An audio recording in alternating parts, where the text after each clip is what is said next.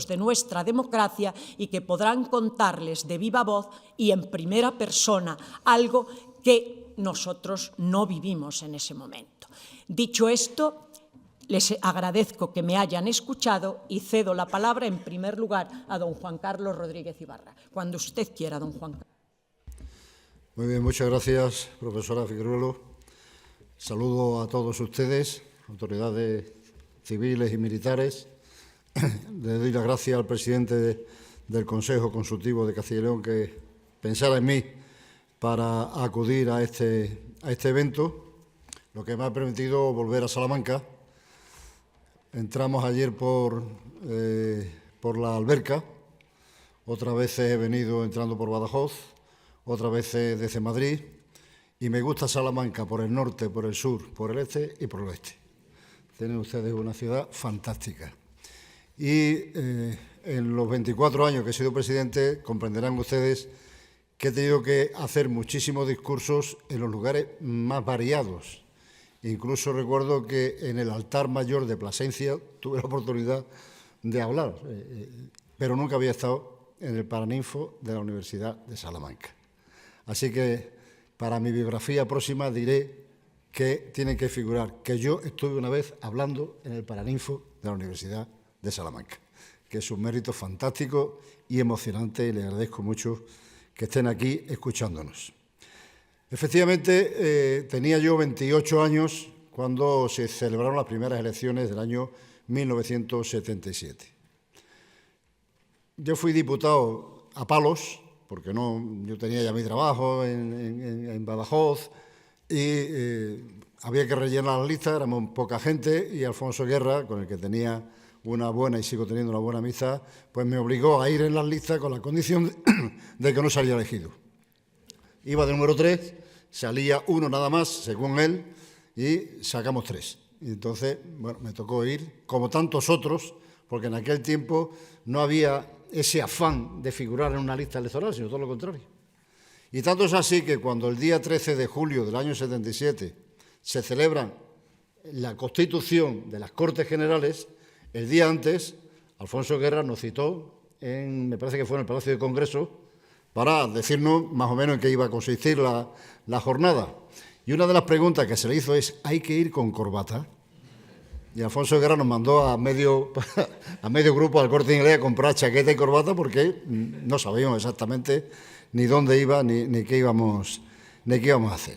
Y el día siguiente, cuando desde mi escaño de diputado joven y poco importante, se inicia la sesión, se va a constituir la mesa de edad, y yo vi bajar por la escalera a una señora vestida de negro con un moño y un bolso, Dolores Uribarri la Pasionaria, del brazo de un poeta, Rafael Alberti, llegar a la mesa presidencial y darse la mano con algunos diputados que habían pertenecido al franquismo. Y yo cuando vi aquella escena, dándose la mano, pensé, aquí va a ocurrir algo muy importante. No sé qué, pero aquí va a pasar algo importante. Y algo importante pasó.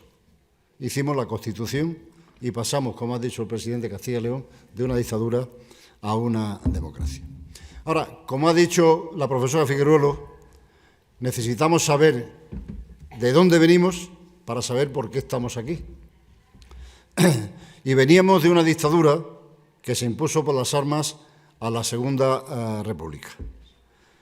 El 20 de diciembre, pido disculpas a los mayores porque seguramente conocen todos, pero como hay público joven, seguramente no saben en las circunstancias en que esta Constitución tuvo lugar. El 20 de diciembre del año 1973, ETA asesina al entonces presidente del Gobierno, almirante Carrero Blanco. El jefe del Estado era Franco, presidente del Gobierno Carrero Blanco, que se intuía que era el sucesor natural de Franco cuando éste desapareciera. La situación entonces se mantiene tensa y al mismo tiempo con una enorme interrogación, porque la dictadura en ese momento comienza a pender de dos hilos, uno muy débil y el otro una incógnita. Franco está en la cama, está enfermo y todo el mundo da por supuesto que la enfermedad es irreversible y que va a morir. Y en segundo lugar, el príncipe Juan Carlos era una incógnita. Nadie sabía qué podía dar de sí ese hombre, puesto que había sido además educado en el franquismo. Muere Franco en noviembre del año 1975 y le sucede Juan Carlos, el príncipe de entonces, a título de rey y jefe del Estado. Tiene todos los poderes. Franco hereda todos los poderes de la dictadura. No sé cuántos españoles hubieran sido capaces de prescindir de esa situación, pero él lo hizo. Lo digo porque como ahora está tan criticado, hay que reconocer también los méritos de las personas. Y Franco había nombrado como presidente del gobierno, antes de morir, como consecuencia del atentado de Carrero Blanco, a Arias Navarro como jefe del gobierno. Juan Carlos, el rey entonces, lo que hace es, al poco tiempo lo cesa y contra todo pronóstico nombra como jefe de gobierno, como presidente del gobierno, al que era ni más ni menos que ministro secretario general del movimiento. Es decir, el jefe del movimiento nacional, del partido único. Bueno, hubo opiniones para todos los gustos. Me acuerdo, Ricardo de la Cierva me parece que dijo, qué error, qué inmenso error. Porque todo el mundo pensaba que sería Fraga, que sería Areiza, que sería alguno que tuviera cierto peso político. Y sin embargo, sale Adolfo Suárez. Adolfo Suárez tuvo la inteligencia y yo creo que la valentía de hacer una ley, la ley para la reforma política, que la presenta a los procuradores a corte de ese momento y se aprueba lo que era el principio del fin de la dictadura. Esa ley se aprueba por la inmensa mayoría de los procuradores y se somete a referéndum en diciembre del año 1976. La oposición al régimen nos abstuvimos con el enorme deseo de que se aprobara. Y se aprobó la inmensa mayoría de los ciudadanos. Porque claro, la pregunta es qué hubiera pasado si nos hubieran hecho caso a nosotros y se hubiera abstenido la gente. Pues no sé lo que hubiera ocurrido. Pero afortunadamente nosotros hacíamos una abstención con la boca chica, porque queríamos que se aprobara esa ley. Y, sorprendentemente, Suárez, a partir de ese momento, es el único político legitimado por las urnas. Cosa que, por ejemplo, no hizo Gorbachov, que era el único que no estaba legitimado. Los demás casi habían pasado por elecciones, como Yeltsin, que era el alcalde de Moscú, etc. Ahí estaba legitimado. Me imagino lo que pensaría Suárez y todo el mundo que en ese momento estaba participando de la vida política. Unos desde la legalidad y otros desde la ilegalidad. ¿Qué era lo que había que hacer? ¿Con quién había que hacerlo? ¿Y qué hacer lo que había que hacer? Esas son preguntas que estaban en ese momento en el aire. ¿Quiénes eran los actores que estaban en ese momento disponibles para dar una respuesta a una situación de interinidad que se estaba planteando como consecuencia de la muerte de Franco y un futuro que no se sabía exactamente por dónde podría llevar? ¿Cuáles eran los actores? Los actores eran, por una parte, los inmovilistas del régimen, es decir, que querían que el franquismo continuara sin Franco, que la dictadura siguiera y aquí no ha pasado nada. Después estaban los reformistas del régimen, que pensaban que había que hacer algunas modificaciones, algunas reformas, para que el régimen fuera presentable, tuviera aires democráticos y pudiera jugar un papel en el contexto europeo.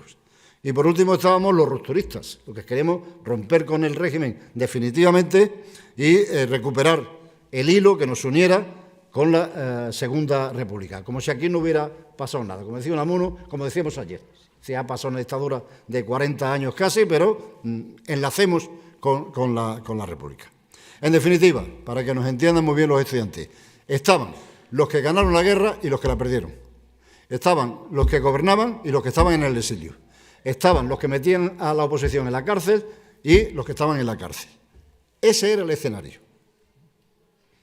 Da la sensación de que era imposible que se pudieran poner de acuerdo. Gente tan diversa, tan distinta y tan diferente. Y sin embargo, hubo un proceso que yo creo que es la clave de lo que se tuvo que hacer y de lo que se debería seguir haciendo en política, que era un proceso de exigencias y de renuncias. Para poder haber un entendimiento, uno tiene que saber qué es lo que pide y tiene que saber a qué renuncia, para que el otro pueda tener también la posibilidad de pedir y de renunciar.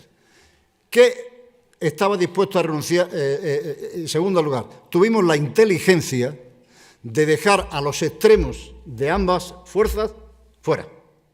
La gente del régimen fue capaz de apartar a los inmovilistas que querían que la cosa siguiera como estaba, y la izquierda, la oposición a la dictadura, fue capaz de apartar a esa extrema izquierda que quería un proceso político y penal al franquismo. Es decir, fundamentalmente, por situarlo muy bien, ETA, el Grapo, en fin, toda la parte más revolucionaria, más terrorista, que formaba parte también de lo que era en ese momento la izquierda. Unos y otros fuimos capaces, repito, de renunciar y de exigir. ¿A qué estaba dispuesto a renunciar la derecha? La derecha reformista, que había prescindido de la parte más inmovilista. Estaba dispuesta a renunciar a la dictadura y exigía que no se hiciera un proceso político y penal al franquismo. Es decir, que la página pasara para adelante y no para atrás. Porque era lógico también entender, si ustedes nos van a meter en la cárcel, seguimos como estamos. Entonces, estamos dispuestos a dar un paso hacia un sistema democrático, pero no hagan lo que está pidiendo la parte suya más extremista, de intentar hacernos un proceso a nosotros, que somos los que tenemos en este momento la sartén por el mango. ¿A qué renuncia la izquierda? La izquierda acepta el desafío, dice, bueno, estamos dispuestos a no hacer un proceso político y penal al franquismo, estamos dispuestos a meter en el cajón nuestras exigencias republicanas, estamos dispuestos a meter en el cajón el marxismo, estamos dispuestos a renunciar a toda la parte que pueda obstaculizar un acuerdo. ¿A cambio qué exigimos? Exigimos una ley de amnistía para todos los que están detenidos o encarcelados por delitos políticos y exiliados. Exigimos una ley de partidos, una ley sindical, una democracia de corte occidental y unas elecciones libres lo más pronto posible. Legalización de partidos, de sindicatos, etcétera, etcétera. Y por último, estaban los nacionalistas, que era fundamentalmente Convergencia en Cataluña y el PNV en el País Vasco. Después han ido surgiendo otros grupos más nacionalistas, regionalistas, pero en ese momento nacionalistas auténticos estaban los catalanes y los vascos. ¿Qué exigieron ellos? Ellos exigieron un proceso de descentralización administrativa y autonómica. Vamos a un sistema de autonomía, que se quite el freno de mano que el franquismo puso a los hechos diferenciales, a la cultura diversa, a los idiomas particulares de cada territorio, etcétera. Y a cambio de eso, ¿a qué estaba usted dispuesto a renunciar? Estamos dispuestos a renunciar a la independencia. Ese fue el pacto. Para mí, que nos engañaron los etarras y los nacionalistas, que no estaban dispuestos, unos creíamos que defendían la democracia y lo que eran unos criminales que estaban dispuestos a ir por otros derroteros, que no era el afán de la izquierda más reformista. Y los nacionalistas, estamos viendo ahora, que habían renunciado a la independencia, pero era mentira. Era mentira. Así que ese fue un poco el caldo de cultivo que hizo posible que se llegara al acuerdo que se llegó, que era las elecciones del año 1977 y la formación de un proceso constituyente con una constitución. Es verdad que ahora hay gente que cuestiona ese proceso y hay gente que piensa que la izquierda tenía que haber llegado mucho más lejos de lo que llegó. Solo los muy tontos y solo los que no estaban luchando en aquel momento contra el franquismo piensan que se podía haber hecho más. Solo los muy idiotas. Porque aquello era mucho más fuerte que era la oposición en ese momento. Pero digo más, en el supuesto de que la izquierda hubiera sido más fuerte que los reformistas, no teníamos que haber llegado más lejos de lo que se llegó. Es decir, para mí que llegamos al punto exacto. Un paso más que hubiéramos pedido y la derecha no hubiera aceptado. Y un paso menos que hubiera dado la derecha y nosotros no hubiéramos aceptado. Esa era la realidad. Entonces, como éramos jóvenes demócratas, con un enorme afán de futuro democrático, estuvimos dispuestos a no leer la historia para atrás, con tal de que la democracia llegara a nuestro país. Y ese fue el gran ejemplo que fuimos capaces de dar, porque de lo contrario hubiéramos vuelto otra vez a las dos Españas y la España ganadora tendría la sartén por el mango. Voy terminando diciendo que las generaciones, las 2 o 3 generaciones de la primera mitad del siglo XX nos dieron 2 guerras mundiales y una inestabilidad europea tremenda. Y encima, una guerra civil en España, las generaciones de la primera mitad del siglo XX.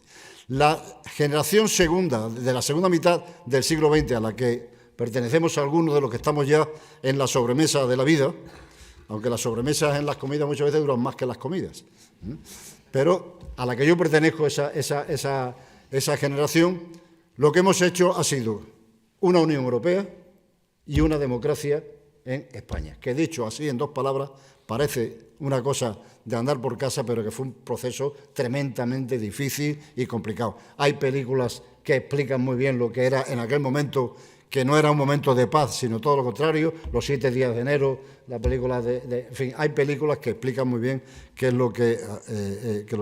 Eso es lo que hicimos. Mi pregunta, sobre todo para los jóvenes, es: las generaciones de la primera mitad del siglo XXI, ¿qué están dispuestos a hacer? ¿Por qué serán conocidos? ¿Cuál es su responsabilidad? Pregunto, ¿creen ustedes que entre la gente del año 1975 y 76 había más afinidad entre la Pasionaria y Fraga o entre Carrillo y Suárez que la que hay ahora entre Pedro Sánchez y Feijóo, por ejemplo? ¿Creen ustedes que había más afinidad? ¿Que era más fácil entenderse en aquel tiempo que ahora? ¿No tienen nada que decir en los momentos en los que vivimos los 2 grandes partidos estatales que han sido soporte de la democracia? ¿No tienen nada que hablar? Está muy bien que el presidente de Castilla y León haya avisado de los peligros que tiene, pero no podemos estar siempre a la defensiva. Va a defender la Constitución. Pero ¿qué somos capaces de hacer para que no haya que defenderla? Y para que no haya que defenderla, basta con que las 2 grandes fuerzas políticas imiten lo que se hizo en aquel tiempo y sean capaces de dar una nueva respuesta a una situación difícil, complicada, pero de la que no hablan nada. No hay nada que estén dispuestos a renunciar para exigir. No hay nada que estén dispuestos a exigir para poder renunciar a algo. Yo creo que ese es el desafío, porque si no, puede ser que la generación de la primera mitad del siglo XXI pase sin pena ni gloria por nuestro país. Yo, cuando me muera, sé que nací en una dictadura y me voy a morir en una democracia. Dicho así, parece una cosa sencilla, pero nunca había ocurrido en la historia de España. Nada más y muchas gracias.